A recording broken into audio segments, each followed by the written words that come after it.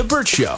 Time to get buzzed on the hot goss from Hollywood with Abby. It's the Bert Show's entertainment buzz. I would like to get a little controversial this morning. Okay.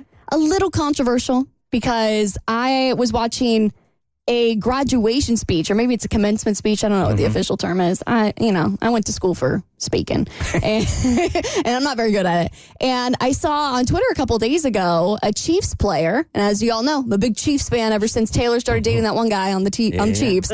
Kansas City Swifties. Yeah, Kansas City Swifties. So this guy plays for the Swifties, and I had actually drafted him for my Nice Guy football draft. We did this at the beginning of the football season where I drafted guys based off of their relationships with their girlfriends. I'm like, the longer you've been with your lady, the more likely I'm going to draft you. So one of the players for the Chiefs, Harrison Butker, has been with his lady since like middle school. So of course he was going on my team. I was like, he's being loyal to his lady.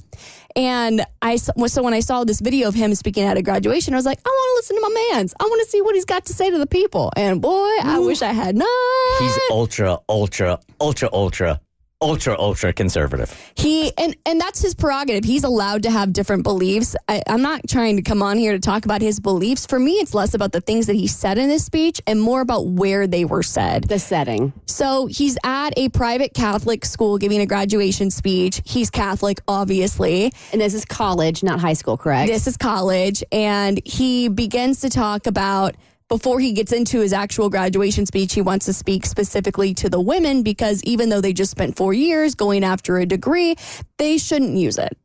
For the ladies present today, congratulations on an amazing accomplishment. You should be proud of all that you have achieved to this point in your young lives. I want to speak directly to you briefly because I think it is you, the women, who have had the most diabolical lies told to you. How many of you are sitting here now about to cross this stage and are thinking about all the promotions and titles you are going to get in your career? Some of you may go on to lead successful careers in the world, but I would venture to guess that the majority of you are most excited about your marriage and the children you will bring into this world. I can tell you that my beautiful wife, Isabel, would be the first to say that her life truly started when she began living her vocation as a wife and as a mother. I'm on this stage today and able to be the man I am because I have a wife who leans into her vocation. I'm beyond blessed with the many talents God has given me, but it cannot be overstated that all of my success is made possible because a girl I met in band class back in middle school would convert to the faith, become my wife, and embrace one of the most important titles of all,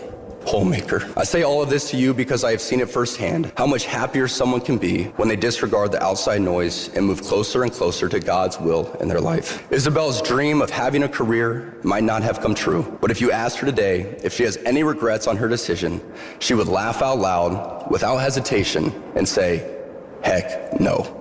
And so it was that last line that got me because a lot of people have slid into my DMs and said, well, a lot of people who practice the Catholic faith believe that women should stay home, and that's totally fine. To me, I'm like, why are you going to say this on a college graduation stage after everyone has gone specifically after a goal to get a degree?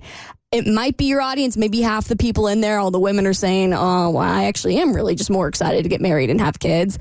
But why? It doesn't make any sense to me. A lot of the things that he said about his wife were beautiful, but he makes millions of dollars a year. Why couldn't her dream of having a career come true? Like if that was her dream, as he said in his speech, her dream of having a career will never come true. Why? Can you not afford childcare? Or then it shouldn't have been her dream in the first place if that's really your belief that women should stay home. So it was very confusing speech for me to listen to, and it made me very upset. Yeah, I felt the same way. And again, I want to implore people to have their beliefs. If that's your jam, then by all means. But as somebody who went to school, got a degree, and actually pursued a career that has to do with my degree, right? Has to do with my degree. If I was a woman sitting in that audience being told, hey, good job on your 4 years, even though I took 5 because I took the senior ground. I was a super senior. Yeah, good job on this. But, I know you're more excited about getting married and popping out kids and you won't, that degree doesn't really matter. It would be such a slap in the face. And like, what diabolical lies? What diabolical lies have I been told?